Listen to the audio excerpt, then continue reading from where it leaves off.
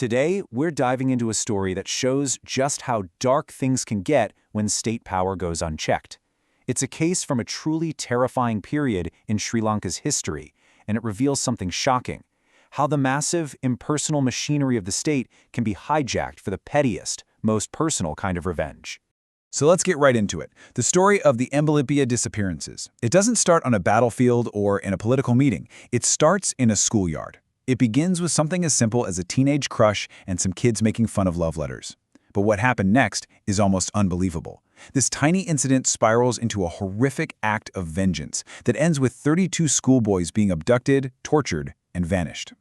Now, you have to be asking, how on earth could something like this even happen? Well, to get that, we need to zoom out and understand the time period. This wasn't some random act of violence. It was a crime that was only possible because of a specific moment in Sri Lankan history, a period that's now known as the Time of Dread. So, between 1987 and 1989, Sri Lanka was in the grip of a violent uprising by a group called the JVP. They'd started as Marxists but had become fiercely nationalist, and they were attacking the government. By mid-1989, the state's response was, well, it was a brutal counterinsurgency. Killings of anyone even suspected of sympathizing with the JVP just skyrocketed. And here's the crucial part. Even after the JVP leadership was essentially wiped out in November 1989, the state's machinery of terror just kept on rolling. You see, this counterinsurgency, you really got to put that word in quotes. It wasn't a military strategy so much as a campaign of pure state-sponsored terror. It created this atmosphere where torture, disappearances, and murder were just normal, and the people doing it acted with total impunity, like the rules didn't apply to them. This was the exact climate that allowed one man's personal grudge to become a state-sanctioned massacre. Okay, so that's the big picture, a country basically at war with itself. Now let's zoom all the way back in, to the town of Embilipitiya, to a single school, and to the one man at the very center of this storm. Meet Loku Galapathy. He was the principal of Embilipitiya Central College, and by all accounts, he was an arrogant, vindictive kind of guy. His son, Chimenda, was an army officer, so Chimenda writes some love letters to a local girl. The letters somehow end up in the hands of a student named Rasika Wijatunda. And what do teenagers do? He and his friends poke fun, they quote lines from the letters. To the Galapathy family, this was a massive insult. Now, you'd think this would end with after-school detention, right? But the principal's response was something else entirely, something chilling. He used his power, his connections. Fueled by what reports call a vindictive rage, Principal Galapathy sits down and makes a list of 18 students he blames for making fun of his son.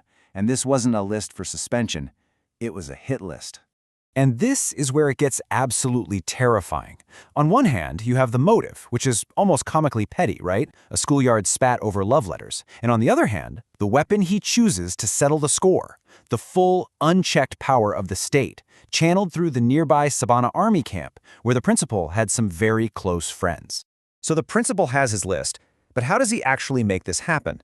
Well, he doesn't just hand it over and walk away. Oh no, he becomes an active, crucial part of the hunt for his own students. The way he did it was just diabolically clever. See, the soldiers at the camp, they had the list of names, but they didn't know who these kids were. So the principal set up a system. He'd have army guys just hanging out in his office. Then he'd call in the boys from his list, one by one, for some made-up reason. And as a student stood in front of his desk, the principal would say his full name out loud, confirming his identity for the soldiers sitting right there. The boys had no idea they were literally being marked for death. And once the plan was in motion, things escalated fast. On November 6th, Rasika Wijatunda, the kid who started it all by finding the letters, was taken. Then, when the deputy principal, a man named Gunampala Disanayaka, promised he would speak up for his students, he was murdered in his own home on November 20th.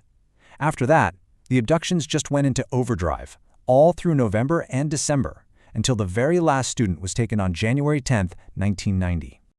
In the end, it wasn't just the 18 boys on that original list. The terror just expanded, pulling in other students from the school and the area. The final count of the disappeared from this one incident was 32 boys. 32. And what happened to these boys? It's almost unthinkable. We know some of what they went through because of eyewitnesses, including one of the victims' fathers, who was also held for a short time. He later testified about the torture inside the Sevana camp. This quote, it just gives you a horrifying glimpse into the suffering they were put through before they were killed. For years, you have to imagine these parents just desperate for answers. The state denied everything, said the army wasn't involved. But then, a grim discovery forced the whole country to finally face the truth. In 1994, a mass grave was found at a place called Sooriyakanda. It was so shocking it just couldn't be ignored anymore. And can you believe this? Some officials actually tried to dismiss the findings as just cow bones. But a new government had just come into power, promising to investigate these kinds of atrocities. And finally, the Embilipitiya case was brought to trial. So after years and years of fighting by the parents, and after a long, drawn-out trial, the big question is, was justice actually delivered? Well, the verdict tells a really interesting story. Principal Galapathy and 6 lower-ranking soldiers, guilty. 10 years in prison. But the principal's son, Chaminda, was acquitted. And even more importantly, the commander of the Sevana camp, Brigadier Leonage, the man in charge while 32 boys were tortured and murdered in his camp over 66 days, he was also acquitted. He walked free. And if you want a single image that captures the absolute lack of remorse here, listen to this. A news report from the time described Principal Galapathy arriving at court for his final verdict, smiling for the cameras. The reporter wrote he looked like a ghoul. It was the perfect image for a country that wanted to blame one evil man, while the entire system that let him do it got away clean. But this story doesn't just end with a verdict. The Embilipitiya case cast a very long shadow, and in a way, it created a blueprint for a certain kind of crime in Sri Lanka. You see, the most chilling thing about this case isn't just one man's vindictiveness. It's that he was in a position where he could use the awesome, unaccountable power of the state as a weapon for his own personal vendetta. And the result of the trial just reinforced this terrible lesson. The people who follow the orders might get punished, but the people who give them often walk free. In fact, one analyst, Rajan Hule, even came up with a term for this problem: the spirit of Principal Galapathy. It's this idea of a culture where officials can use state power for their own personal feuds, because they know they're protected by a system that ensures the people at the top are never held responsible. So what's the legacy? Well, it's pretty stark. High-ranking officers are almost never held accountable for what happens on their watch. Justice gets delayed and delayed until evidence disappears.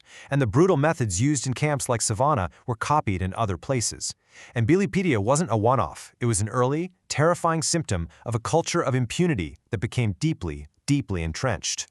Which leaves us with one final, haunting question. The story of those 32 schoolboys forces us to ask, when a system is built to protect its most powerful players from the consequences of their actions, when impunity basically becomes state policy, where is justice supposed to come from?